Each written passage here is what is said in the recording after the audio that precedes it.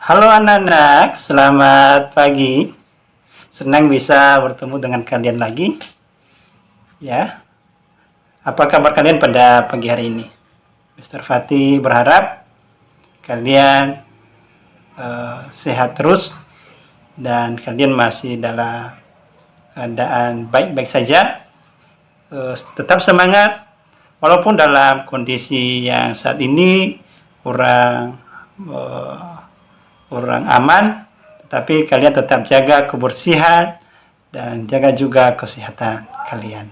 Anak-anak, pada pagi hari ini sebelum Mr. Fatih memulai proses pembelajaran, mari kita berdoa terlebih dahulu. Bapa yang baik, saat ini kami mau belajar, tolong kami untuk mampu memahami materi yang disampaikan pada saat ini. Dalam nama Yesus kami berdoa dan mengucap syukur. Amin. Anak-anak, silakan membuka buku kalian, buku IPS, buku paket. Yang menjadi pembahasan kita pada pagi hari ini adalah bab yang keempat. Di mana di bab yang keempat ini kita membahas mengenai perubahan masyarakat Indonesia pada masa penjajahan dan tumbuhnya semangat kebangsaan. Yang pertama yang kita bahas ini adalah mengenai kedatangan bangsa-bangsa Barat ke Indonesia. Mungkin kalian bertanya-tanya, apa sih yang menyebabkan bangsa Indonesia ini bisa dijajah oleh bangsa-bangsa Barat pada masa yang lampau? Anak-anak, salah satu yang menjadi daya tarik bangsa Barat ya datang ke Indonesia adalah karena negara kita ini memiliki sumber daya alam yang melimpah ya, khususnya ini adalah adanya rempah-rempah. Kenapa bisa seperti itu? Karena secara geografis dan astronomisnya juga dan geologisnya, negara kita ini memiliki keunggulan-keunggulan yang tidak dimiliki oleh negara-negara yang lain. Ya, jadi anak-anak, sebelum bangsa-bangsa Barat ini ya datang ke Indonesia, sebelumnya sudah ada hubungan negara Indonesia ini dengan negara-negara yang lain, khususnya ini di Asia. Misalkan antara negara India, Cina, dan juga Arab. Sehingga mereka-mereka ini dulu yang menyebarkan agama Hindu, Buddha, dan juga agama-agama Islam. Ya, anak-anak, sebenarnya kedatangan bangsa Barat ini di Indonesia pada awalnya mereka hanya melakukan perdagangan. Tetapi pada semakin lama kelamaan mereka ini menerapkan sistem imperialisme atau kolonialisme, sehingga memberikan dampak negatif bagi kehidupan bangsa Indonesia. Latar belakang kedatangan bangsa Indonesia latar belakang kedatangan bangsa Barat ke Indonesia ada 3, yaitu adanya daya tarik Indonesia bagi bangsa-bangsa Barat, seperti tadi rempah-rempah, dan yang kedua motivasi 3G, yaitu gold, glory, dan gospel, dan ketiga revolusi industri. Yang pertama kita akan membahas daya tarik Indonesia bagi bangsa-bangsa Barat, seperti yang Mr. Fatih telah jelaskan tadi, bahwa adanya rempah-rempah di negara kita. Yang menjadi keunggulannya adalah adanya potensi ya tanaman-tanaman yang bisa dijadikan rempah-rempah, misalkan cengkeh, merica, kemiri, dan juga pala. Dan ini tanaman-tanaman ini ini sangat dicari oleh orang-orang Barat saat itu. Kenapa? Ya, ini bisa dijadikan sebagai obat-obatan, bisa dijadikan sebagai pengawet makanan, dan juga bumbu-bumbu masakan. Dan rempah-rempah ini tidak bisa hidup di daerah mereka. Ya, kenapa? Karena di negara Eropa sana atau di negara Barat sana memiliki 4 musim, ya, 4 musim, ya. Jadi tanaman rempah-rempah ini tidak bisa hidup di daerah tersebut. Yang kedua yaitu motivasi 3G. Motivasi 3G ini artinya yang pertama gold, artinya emas, yang identik dengan kekayaan. Semboyan ini yang menggambarkan bahwa tujuan bangsa Barat di Indonesia adalah mencari kekayaan. Ya, mereka mencari kekayaan. Makanya mereka memperluas daerah mereka untuk mencari kekayaan. Di mana nanti di daerah yang mereka temukan itu, mereka ambil kekayaan alamnya, mereka bawa ke negara mereka untuk memperkaya bangsa mereka sendiri. Yang kedua yaitu glory. Glory itu artinya kejayaan bangsa. Ya, sekali lagi yang kedua adalah glory, artinya kejayaan bangsa.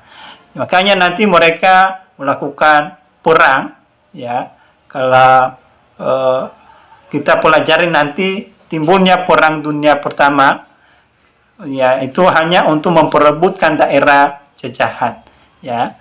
Memperebutkan daerah jajahan. Jadi kalau mereka mendapatkan daerah jajahan, maka mereka ini bisa mendapatkan kejayaan, ya, bisa diakui oleh negara-negara yang lainnya. Yang ketiga yaitu gospel. Gospel ini tujuan yang ketiga, mereka melakukan kedatangan mereka ke Indonesia ini yaitu menyebarkan agama Nasrani, khususnya ini agama Kristen di Indonesia. Jadi ya, kita sampai saat ini juga ya bisa mengenal akan Tuhan Yesus, ya. Ini berkat dari bangsa-bangsa Barat masuk di Indonesia menyebarkan agama Kristen. Yang ketiga yaitu revolusi industri. Revolusi industri ini terjadi sekitar tahun 1750 sampai 1850. Ya, ini merupakan salah satu pendorong bangsa-bangsa Barat ini datang ke Indonesia. Kenapa? Karena pada saat itu penggunaan mesin dalam industri menjadi lebih efisien dan ongkos produksi ditekan, serta barang yang diproduksi dalam jumlah yang besar. Jadi setelah berkembangnya industri ini membutuhkan bahan baku yang banyak dan juga daerah pemasaran yang luas. Dan juga dengan ditemukannya mesin uap sebagai penggerak kapal, maka mereka ini melakukan penjelajahan atau pelayaran semakin jauh.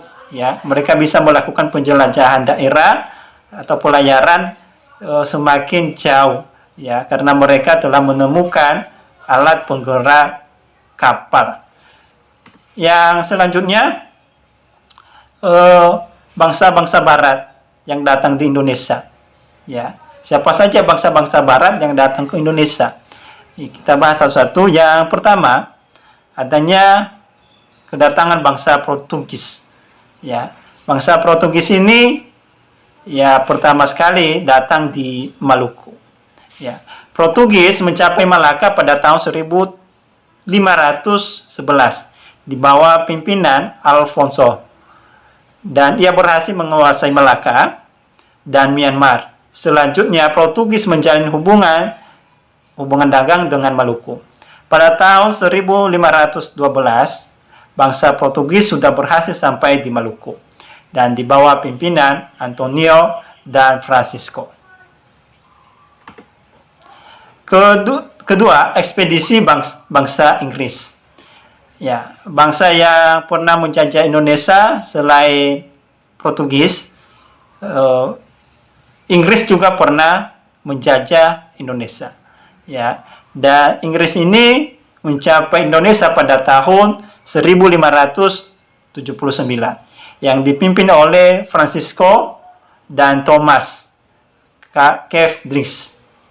Mereka sempat mendirikan persekutuan dagang di Indonesia, ya, dan tetapi keberadaan bangsa Inggris ini tidak bertahan lama. Ya, kenapa? Karena didesak oleh bangsa Belanda sehingga mereka menyingkir ke India atau ke Asia Selatan dan Asia Timur.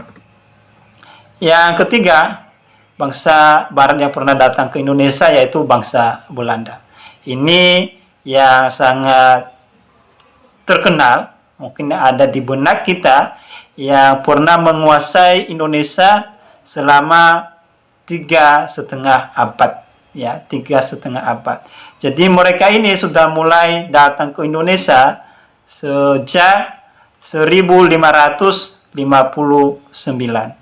Ini pertama sekali mereka ini sebenarnya hanya untuk berdagang, ya, hanya untuk berdagang, tetapi lama kelamaan mereka menguasai bangsa Indonesia. Ya, mereka menjajah, melakukan sistem kolonialisme di Indonesia. Yang pertama sekali datang di Indonesia ini adalah dipimpin oleh The Hotman, ya. Dan setelah The Hotman ini datang, diikuti juga oleh pedagang-pedagang dari Belanda, sehingga pada saat itu di Indonesia ini khususnya orang-orang Belanda ini terjadinya persaingan yang tidak sehat. Sehingga mereka mendirikan namanya VOC, ya, atau Perserikatan Maskapai Hindia Timur, dan mereka mendirikan pada tahun 1602. Dan pertama sekali didirikan di Ambon atau di Maluku, setelah itu dipindahkan di Jakarta. Jadi ini hanya awal masuknya bangsa Belanda di Indonesia. Nanti setelah materi ini kita akan mempelajari bagaimana kehidupan bangsa Indonesia pada masa penjajahan Belanda. Ya, kita akan mempelajari lebih lanjut, dan di sini mulai bangsa Indonesia diperbudak oleh bangsa Belanda sejak adanya nanti VOC itu, di mana nanti hasil bumi, ya, bangsa Indonesia diberikan sepenuhnya kepada VOC. Jadi ini yang terjadi pada masa yang lampau, ya, masa yang lampau, dan berakhirnya nanti penjajahan Belanda ini setelah kedatangan Jepang di Indonesia pada tahun 1942. Jadi anak-anak, materi ini akan berlanjut lagi, ya. Ada materi yang lebih serius lagi kita akan perbincangkan pada masa yang akan datang. Kiranya materi yang disampaikan oleh Mr. Fatih pada hari ini bisa kalian memahami, dan kalau ada yang kurang jelas bisa ditanyakan kepada Mr. Fatih secara langsung. Tetap semangat, jaga kesehatan, dan kiranya kita dalam perlindungan Tuhan. Terima kasih atas perhatian kalian semuanya.